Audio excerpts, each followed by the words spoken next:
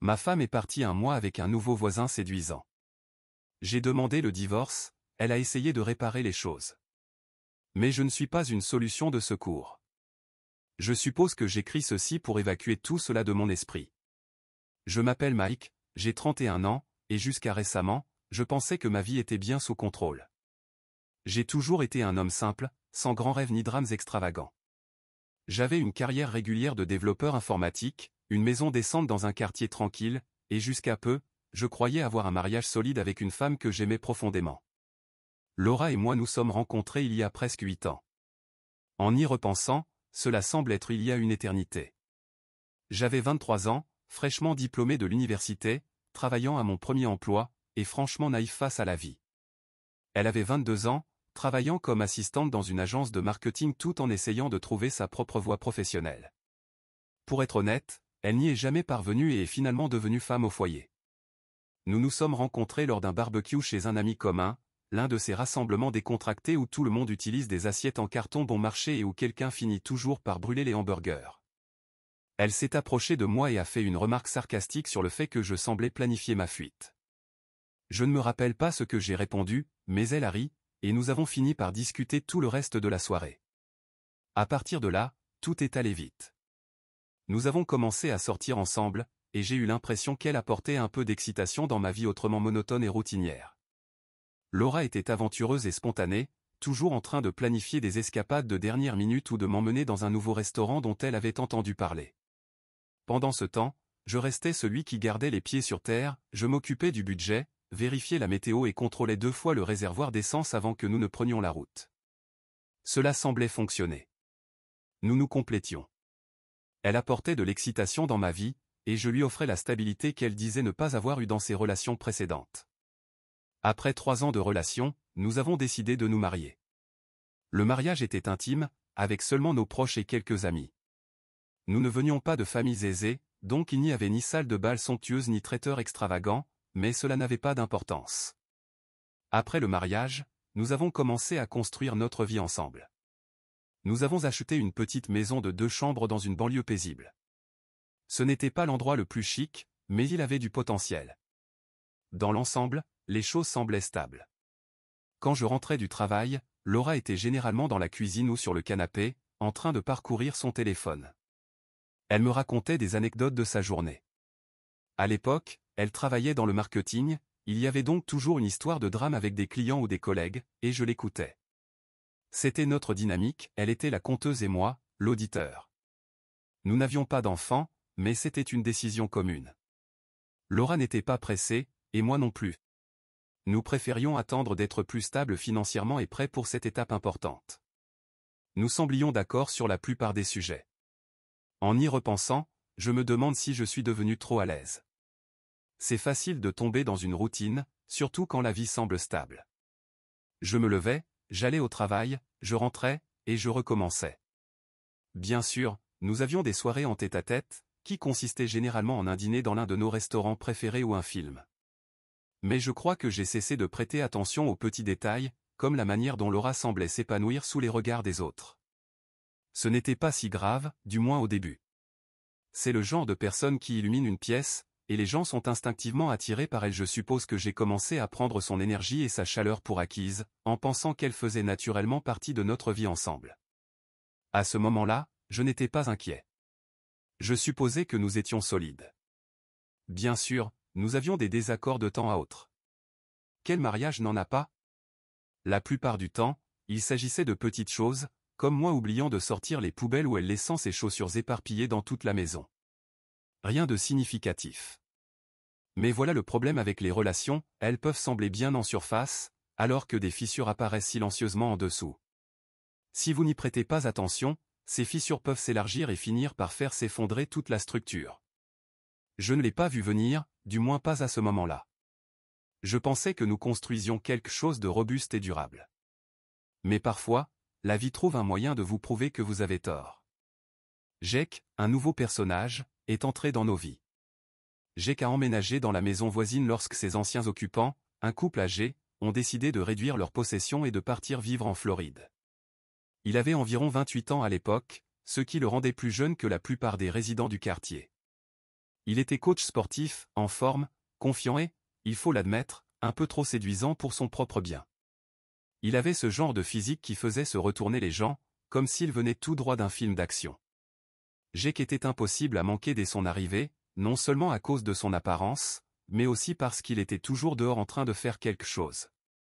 Laver sa voiture, tondre la pelouse, monter une barre de traction dans son jardin, il trouvait toujours une raison pour rester torse nu. Rapidement, il est devenu le sujet de conversation du quartier. Laura l'a repéré immédiatement. Comment aurait-elle pu ne pas le remarquer?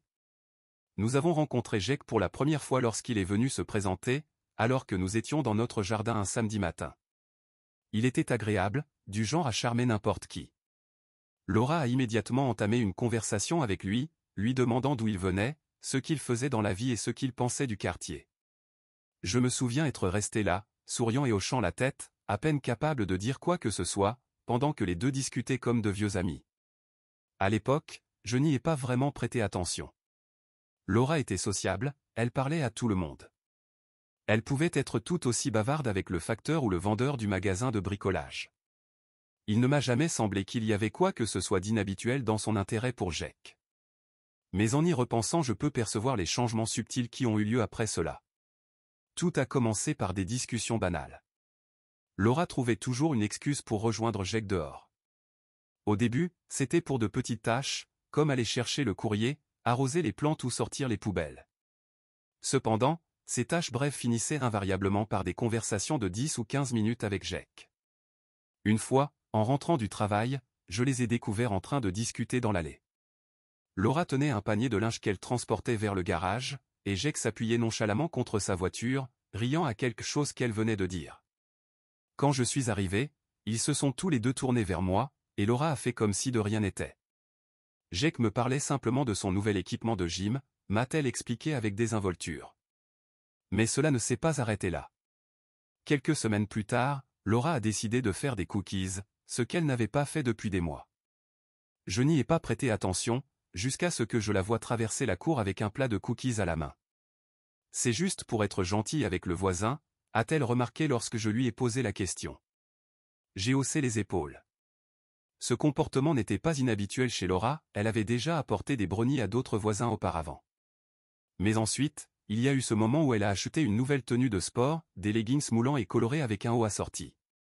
Ce n'était pas quelque chose qu'elle portait habituellement. Quand je lui ai demandé, elle m'a répondu qu'elle pensait se remettre à courir. Tu sais, pour retrouver la forme, m'a-t-elle expliqué. Je n'ai pas remis en question cela. Laura avait déjà traversé des phases où elle s'enthousiasmait pour le sport pendant un mois ou deux avant de perdre tout intérêt. Mais cette fois, son timing était parfait, Jake faisait son jogging pratiquement tous les matins. Je le voyais dehors, avec ses écouteurs, faisant des tours dans la rue. Laura a décidé que son nouveau programme de jogging commencerait au même moment. Un matin, je les ai aperçus parler sur le trottoir alors que je partais travailler. Laura s'étirait pendant que Jake lui montrait une méthode pour éviter les douleurs au tibia. Je n'ai rien dit, juste fait un signe de la main avant de partir, mais quelque chose dans cette scène est resté dans mon esprit. À ce moment-là, j'ai aussi remarqué que les habitudes téléphoniques de Laura avaient changé. Elle était toujours sur son téléphone, à parcourir les réseaux sociaux et à contacter ses amis, mais maintenant, elle semblait plus nerveuse lorsque j'entrais dans la pièce. Elle verrouillait rapidement son écran ou retournait son téléphone comme si elle ne voulait pas que je voie quelque chose. Un soir, je l'ai vue défiler sur Instagram, et quand j'ai regardé par-dessus son épaule, j'ai vu le nom de Jake en haut de l'écran. Elle a rapidement balayé l'écran, mais j'ai vu assez pour comprendre qu'elle regardait son profil. Quand je lui ai demandé, elle a esquivé la question, je regardais juste ses publications sur le fitness, m'a-t-elle dit. Il donne de bons conseils pour s'entraîner. Je voulais la croire, alors j'ai laissé passer. Mais les petites choses continuaient de s'accumuler. Un jour, alors que je travaillais dans le garage, j'ai entendu des rires venant de l'arrière-cour. Je suis sorti et j'ai vu Laura et Jake debout près de la clôture, riant de quelque chose. Laura tenait un thé glacé, et Jake gesticulait en racontant une histoire. Laura m'a salué de la main, comme si de rien n'était. Jake me parlait simplement d'une anecdote amusante qui lui est arrivée à la salle de sport, m'a-t-elle expliqué plus tard lorsque je lui ai posé des questions à ce sujet. Cela commençait à devenir inconfortable. Je ne veux pas paraître paranoïaque, mais on peut savoir quand quelque chose ne va pas. Les conversations de Laura au sujet de Jake avaient une nouvelle énergie. Elle mentionnait de manière désinvolte des choses qu'il avait dites ou faites, comme « Jake envisage d'adopter un chien » ou « Jake m'a recommandé un excellent shake protéiné ». Ce n'était pas ce qu'elle disait, mais la manière dont elle le disait. Et puis, il y avait les regards. Vous savez de quoi je parle. Quand nous sortions dehors et que Jake était dans les environs, j'ai remarqué Laura jeter de petits regards dans sa direction. C'était subtil, mais une fois que vous le remarquez, vous ne pouvez plus l'ignorer. À ce moment-là, je n'avais encore rien dit. Une partie de moi refusait de croire qu'il y avait quoi que ce soit d'inquiétant. Laura était une personne en qui j'avais confiance. Nous étions ensemble depuis des années, et je pensais que nous avions une bonne relation. Mais une autre partie de moi, celle qui ne pouvait ignorer ce schéma, a commencé à douter. J'ai choisi de garder le silence pour l'instant, mais j'ai commencé à être plus attentif. Si quelque chose se passait, je devais en être témoin moi-même. C'était un samedi matin, et je m'en souviens parfaitement, parce que tout avait commencé de manière si typique. Je m'étais levé tôt, comme toujours, je m'étais préparé une tasse de café et je m'étais assis à la table de la cuisine, parcourant les actualités sur mon téléphone. Laura était encore au lit, ce qui n'était pas surprenant. Elle aimait ses matins tranquilles, particulièrement le week-end. La maison était silencieuse, avec seulement le bruit de fond du bourdonnement de la machine à café. Et, pendant un bref instant, je me suis senti apaisé. C'est étrange comme cela fonctionne, on croit que tout va bien, parce qu'on n'a aucune idée de ce qui va se passer. Laura est entrée dans la cuisine environ 1 heure plus tard. Elle portait encore son pyjama, ses cheveux emmêlés par le sommeil, son téléphone dans une main et se massant les yeux de l'autre. Elle s'est assise en face de moi à la table, et je pouvais dire immédiatement que quelque chose n'allait pas. Elle dégageait une énergie nerveuse, tapotant ses doigts sur la table et fixant son téléphone, comme si elle voulait éviter de croiser mon regard. « Ça va ?» ai-je demandé en posant mon téléphone. Elle a hoché la tête rapidement, avant de secouer la tête. « En fait, non » a-t-elle répondu en poussant un grand soupir. « Il faut qu'on parle. » Quiconque a déjà été dans une relation comprend que ces 4 mots ne signifient rarement quelque chose de bon. Mon estomac s'est noué, mais j'ai essayé de rester calme. « D'accord » ai-je murmuré, m'appuyant sur le dossier de ma chaise. « Qu'est-ce qui se passe ?» Laura a marqué une pause, son regard fuyant à travers la pièce, comme si elle cherchait les mots justes. Finalement, elle m'a regardé et a dit « Je ne sais pas comment te dire ça, alors je vais juste le dire. Je crois que j'ai des sentiments pour Jake. » Pendant un instant, j'ai cru avoir mal entendu. « Quoi ?» ai-je demandé, en me penchant en avant, comme si me rapprocher allait rendre ses paroles plus claires. Elle s'est mordu la lèvre, visiblement très mal à l'aise. « Je ne voulais pas que ça arrive » a-t-elle dit précipitamment, comme si elle voulait éviter ma réaction. « C'est juste arrivé. J'ai passé du temps avec Jake, et je ressens une connexion. Et maintenant, je suis confuse. » Confuse. Ce mot m'a frappé plus que tout le reste. Elle n'avait pas seulement exprimé sa culpabilité ou admis qu'elle avait fait une erreur.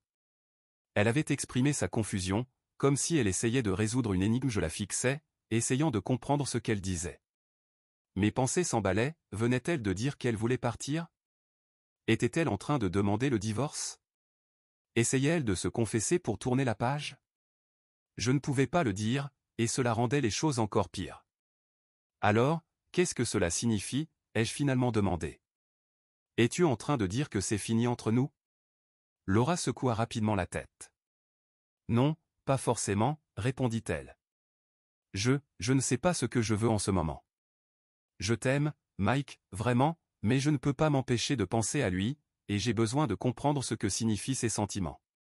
J'avais l'impression que le sol s'était dérobé sous mes pieds. Nous étions ensemble depuis des années, nous avions construit une vie ensemble, et maintenant elle disait qu'elle n'était plus sûre de vouloir être avec moi. C'était irréel. Je pris une profonde inspiration, essayant de garder ma voix calme. Alors, qu'est-ce que tu veux dire? Tu veux qu'on fasse une pause? Elle hésita, puis hocha la tête. Plus ou moins, répondit-elle. J'ai besoin de temps pour comprendre. Je pensais peut-être que je pourrais passer un mois avec Jake et voir s'il y a quelque chose de réel entre nous. Si ça ne fonctionne pas, alors on pourra se concentrer sur nous. Je clignai des yeux, stupéfait par son audace. Tu es sérieuse? Demandai-je, sans même essayer de cacher mon incrédulité. Laura hocha la tête, son regard suppliant. Je sais que ça paraît fou, mais je ne veux pas jeter ce que nous avons sans être sûr. Je ne veux pas vivre avec des regrets, tu sais. Le mot « regret » résonna dans ma tête comme une écharde. Elle parlait de regrets, comme si c'était elle qui mettait tout en jeu, comme si mes sentiments étaient secondaires face à ces décisions de vie bouleversantes. Je restais assis là à la fixer, une combinaison de rage et d'incrédulité bouillonnant sous la surface. Une partie de moi voulait lui crier dessus pour être si égoïste, mais une autre partie, peut-être celle plus calme et calculatrice, choisit de rester silencieuse et de la laisser s'enfoncer toute seule. Très bien, murmurai-je, m'appuyant sur le dossier de ma chaise. Laura cligna des yeux, apparemment déconcertée. Attends, vraiment? Bien sûr, répondis-je en haussant les épaules, comme si ce n'était pas une grande affaire. Si tu penses que c'est ce dont tu as besoin, vas-y. Son regard vacilla, comme si elle ne savait pas si je parlais sérieusement ou si je me moquais d'elle. Je pense juste que c'est la meilleure façon de comprendre où est mon cœur, admit-elle prudemment. Bien sûr, répétai-je. Fais ce que tu dois faire. À l'intérieur, j'étais déjà fini. Quand elle avait mentionné qu'elle voulait passer un mois avec un autre homme, quelque chose avait basculé dans mon esprit. Mais je ne voulais pas encore montrer mes cartes. Si elle était prête à abandonner notre mariage pour un rêve avec un voisin, j'étais curieux de voir jusqu'où elle irait. Laura poussa un soupir de soulagement, comme si elle venait de recevoir la permission d'accomplir quelque chose d'héroïque. Merci, dit-elle, en tendant la main pour toucher la mienne. Je sais que c'est beaucoup demandé, mais je crois vraiment que c'est la meilleure chose pour nous. Je me levai et pris ma tasse de café, retirant ma main. Bien sûr, je répétai d'une voix neutre, si c'est ce dont tu as besoin. Elle ne répondit rien après cela, se contentant de rester assise, probablement en train de réfléchir au fait que je ne me disputais pas, que je ne résistais pas. Mais intérieurement, je planifiais déjà. Laura passa les jours suivants à préparer un sac modeste. Elle m'informa qu'elle allait rester chez Jack, et elle le présenta comme quelque chose de banal, un simple arrangement temporaire. Elle ne semblait pas réaliser que je ne posais pas de questions, que je n'exprimais aucune opposition. Quand Laura partit, la maison sembla différente. Pas vide, mais plus calme, comme si quelqu'un avait baissé le volume de ma vie. Je restai debout dans le salon après son départ, son sac de voyage jeté sur son épaule, et fixai la porte. Je m'attendais à ressentir de la colère ou un cœur brisé, mais tout ce que je ressentais, c'était une paix étrange, comme si le poids de faire semblant que tout allait bien avait enfin été levé. Je me rendis dans la cuisine, me servis un verre d'eau, et restai là, à essayer de comprendre ce qui venait de se passer. Ma femme, avec qui j'avais passé des années et avec qui je pensais passer le reste de ma vie, était partie, pour réfléchir, avec le voisin. Si cela n'avait pas été ma propre vie, j'aurais cru à un scénario de série télévisée absurde.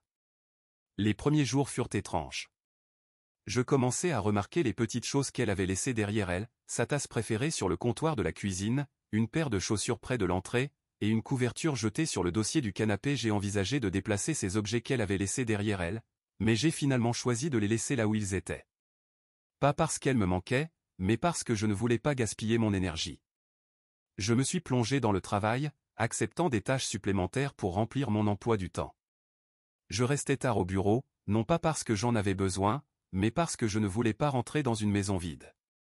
Quand je ne travaillais pas, je passais beaucoup de temps à la salle de sport. Je n'avais jamais été un habitué des salles de sport auparavant, mais il y avait quelque chose de satisfaisant dans le fait de me dépasser physiquement, comme si je pouvais évacuer tout mon stress en transpirant. Mes amis ont commencé à remarquer que quelque chose n'allait pas. Certains m'ont demandé pourquoi Laura n'était pas là, et je répondais vaguement, elle reste chez une amie pour un moment, expliquai-je, en essayant d'avoir l'air détendu. Je n'étais pas encore prêt à révéler la véritable histoire. Mon père a été la seule personne à qui j'ai dit la vérité. Je l'ai appelé quelques jours après le départ de Laura, et la première chose qu'il m'a demandé fut « Qu'est-ce qui ne va pas ?» Il a toujours su me lire, même au téléphone. Quand je lui ai expliqué ce qui s'était passé, il y a eu un long silence de l'autre côté de la ligne. Puis, il a dit « Eh bien, fils, je déteste le dire, mais on dirait que tu es mieux sans elle. » Au début, je ne savais pas quoi répondre. Je m'attendais à ce qu'il soit plus en colère ou qu'il pose plus de questions. Mais ensuite, il a dit quelque chose qui est resté gravé dans ma mémoire, « Si elle ne connaît pas ta valeur, pourquoi devrais-tu attendre qu'elle la découvre ?» Il avait raison. J'avais passé tellement de temps à essayer de comprendre la décision de Laura et à chercher où j'avais pu me tromper, que je n'avais pas réfléchi à ce que je méritais. Je n'étais pas juste un plan de secours, au cas où son aventure avec Jake ne fonctionnerait pas. Ce soir-là, je suis resté assis dans le salon sombre, fixant la photo de notre mariage sur le manteau de la cheminée. Nous semblions si heureux sur cette image, si sûrs de notre avenir. Mais maintenant, elle ne représentait plus qu'un rappel de tout ce qui avait mal tourné. À la fin de la semaine, j'avais pris ma décision. Je n'allais pas rester là à attendre que Laura prenne sa grande décision. J'avais l'intention de prendre la mienne. Le lendemain, j'ai appelé un avocat spécialisé en divorce. M'asseoir dans le bureau de cet avocat m'a semblé étrange. J'ai décrit la situation, essayant de garder une voix stable, bien qu'une partie de moi ne puisse toujours pas croire que tout cela était vrai. L'avocat m'écouta attentivement, hochant la tête pendant que je parlais.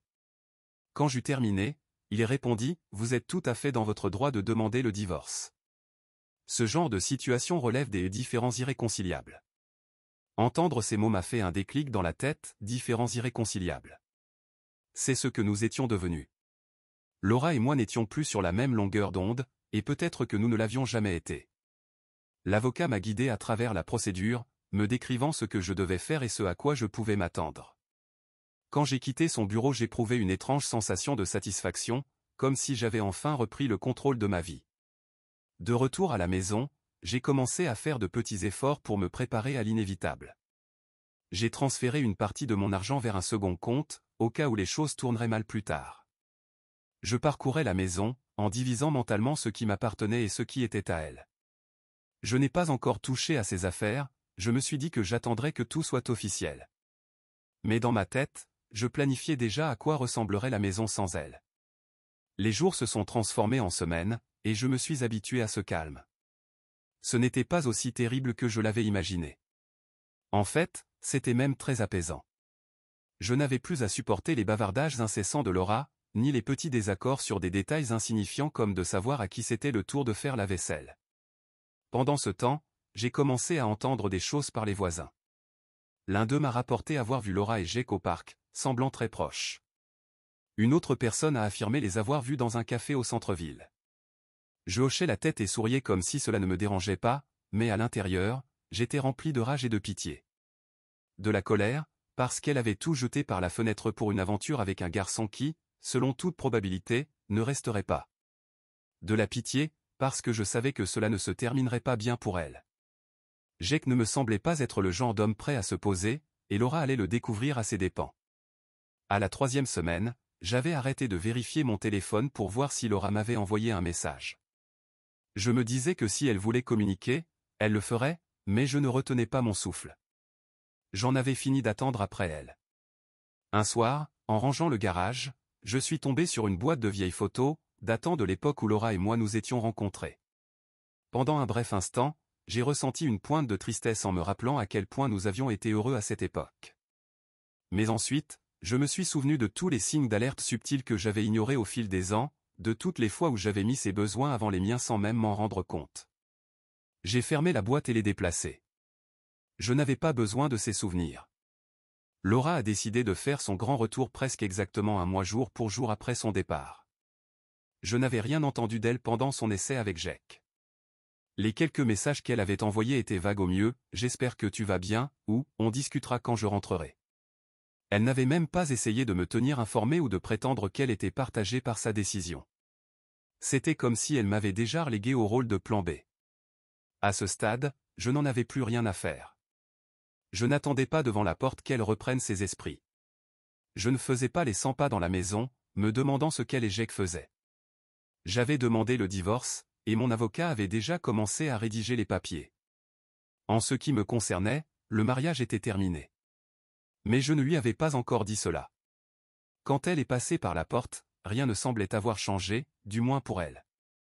Elle avait son sac sur l'épaule, ses cheveux bien coiffés, et une expression confiante sur le visage, comme si elle revenait d'un voyage et s'attendait à ce que je déroule le tapis rouge. « Salut », dit-elle en posant ses bagages près de la porte. Je suis rentré. J'étais assis sur le canapé, zappant entre les chaînes, et à peine levé les yeux. « Bienvenue », murmurai-je d'un ton neutre. Elle marqua une pause, comme si elle s'attendait à une réaction plus enthousiaste. Voyant que je ne me levais pas et que je ne lui demandais pas comment ça s'était passé, elle s'approcha et s'assit sur la coudoir du canapé. « Il faut qu'on parle », déclara-t-elle doucement et prudemment. Je me tournai vers elle et baissai le volume de la télévision. « D'accord, » répondis-je, en croisant les bras. « Parle. » Laura esquissa un sourire, le genre de sourire qu'elle utilisait quand elle essayait d'arranger les choses. « J'ai beaucoup réfléchi, » me dit-elle. « Et j'ai réalisé certaines choses sur moi, sur nous, sur ce que je veux. » Je me contentai de hocher la tête, attendant qu'elle continue. Elle prit une grande inspiration, comme si elle s'apprêtait à faire une déclaration passionnée. « Je tiens à toi, Mike. Vraiment. Et je pense qu'on peut surmonter ça. Je pense qu'on peut reconstruire ce qu'on avait. » Reconstruire. Elle prononça ce mot comme si c'était aussi simple que de réparer un robinet qui fuit. Je ne dis rien, me contentant de la regarder, lui laissant combler le silence. Elle sembla troublée par mon absence de réaction, mais elle persista. « Jake est un type bien, dit-elle, et je dus me mordre la langue pour ne pas éclater de rire devant la désinvolture avec laquelle elle le mentionnait. Mais j'ai compris qu'il n'est pas ce qu'il me faut. Il est amusant, c'est sûr, mais il est immature. Il n'a pas la stabilité que tu as, et je pense que je me suis juste laissé emporter par l'excitation de tout ça. » Voilà, sa grande révélation. Elle avait testé un jouet neuf et brillant, pour finalement décider qu'elle préférait l'ancien. Répondis-je, ma voix froide. Laura cligna des yeux, comme si elle s'attendait à une réaction plus intense. « Je sais que je t'ai blessé, » murmura-t-elle, en posant sa main sur mon bras. « Mais je crois vraiment qu'on peut surmonter ça. On a traversé tellement de choses ensemble, Mike. On a une histoire. Ce n'est pas quelque chose qu'on jette comme ça. » Je la laissai continuer. Je la laissai déverser toutes ces phrases soigneusement préparées sur l'amour, le pardon et les nouveaux départs. Quand elle eut terminé, je me levai et me dirigeai vers le comptoir de la cuisine. J'ouvris un tiroir, sortis les papiers du divorce que mon avocat m'avait envoyés, et les posai sur la table devant elle. « Qu'est-ce que c'est » demanda-t-elle, son sourire s'effaçant. « Les papiers du divorce » expliquai-je simplement. Son visage pâlit. « Tu plaisantes » s'exclama-t-elle, laissant échapper un rire nerveux. « Non » répondis-je, m'appuyant contre le comptoir, les bras croisés. « Je ne plaisante pas. » Pendant un moment, elle fixa les papiers comme si elle n'en croyait pas ses yeux. Puis elle leva les yeux vers moi, ses grands yeux pleins d'incrédulité. « Tu divorces de moi. »« Oui, » dis-je d'une voix calme. « Je ne suis pas intéressé à être ton second choix, Laura. » Son visage passa de la surprise à la colère en un instant. « Second choix » s'indigna-t-elle. « Ce n'est pas ce que c'est. » J'étais confuse, Mike. J'avais besoin de temps pour comprendre les choses. Et dans ce processus, répondis-je, ma voix toujours ferme, tu as décidé de tester les eaux avec un autre homme. J'ajoutai calmement, tu es parti. Tu as abandonné notre mariage. Et maintenant tu reviens parce que ça n'a pas marché avec lui. Tu penses vraiment que je vais juste te reprendre comme si de rien n'était ? Laura ouvrit la bouche pour répondre, puis la referma, son visage devenant rouge. Ce n'est pas comme ça, répondit-elle, sa voix tremblante. J'essayais de faire ce qu'il fallait. Je ne voulais pas rester et te ressentir du ressentiment. Je pensais ? Elle s'arrêta, son regard se promenant dans la pièce. Tu pensais que tu pouvais avoir les deux, complétai-je pour elle.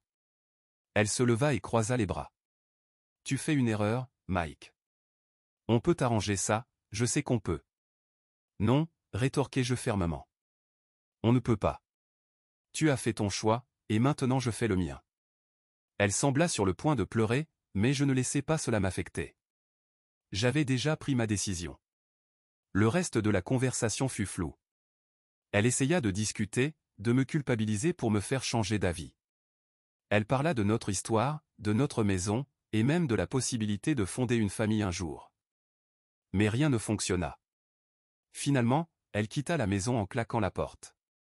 Je restai là un moment, fixant l'endroit vide où elle se trouvait quelques instants plus tôt, sans ressentir quoi que ce soit. Pas de tristesse, pas de regret, pas de doute. Seulement du soulagement. Plus tard dans la soirée, j'appelai mon avocat pour l'informer que Laura avait vu les papiers. « Comment l'a-t-elle pris » demanda-t-il. « Pas très bien » répondis-je en esquissant un sourire.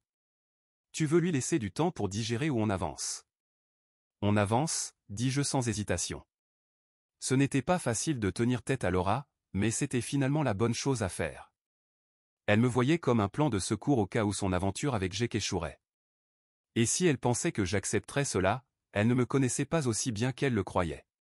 Je savais qu'elle ne lâcherait pas facilement. Laura n'était pas du genre à abandonner un conflit, surtout pas un où elle pensait perdre. Je venais à peine de m'asseoir quand mon téléphone vibra avec un message d'elle, « Ce n'est pas fini ». Je regardai le message un instant avant de verrouiller mon téléphone et de le jeter sur le canapé. Elle avait raison, ce n'était pas encore fini. Pas encore. Mais cela arriverait bientôt. Les jours suivants furent pour le moins mouvementés. Laura se présenta sans prévenir le soir suivant, frappant à la porte comme si elle voulait la défoncer. « Mike, ouvre la porte » cria-t-elle. J'ouvris la porte, gardant une attitude impassible. « Que veux-tu, Laura ?» Elle se précipita à l'intérieur et entra dans le salon, comme si elle vivait encore là. « Il faut qu'on parle » déclara-t-elle, faisant les 100 pas, « tu ne peux pas demander le divorce sans me donner une chance de réparer les choses. » Je m'appuyai contre le cadre de la porte et croisai les bras. « Tu as eu ta chance » répondis-je calmement. « Tu as fait ton choix quand tu es parti. »« Ce n'est pas juste » répliqua-t-elle, sa voix montant.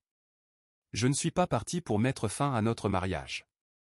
Je suis parti pour réfléchir, pour être sûr que je ne faisais pas une erreur en restant. » Je ne pus m'empêcher de rire sèchement.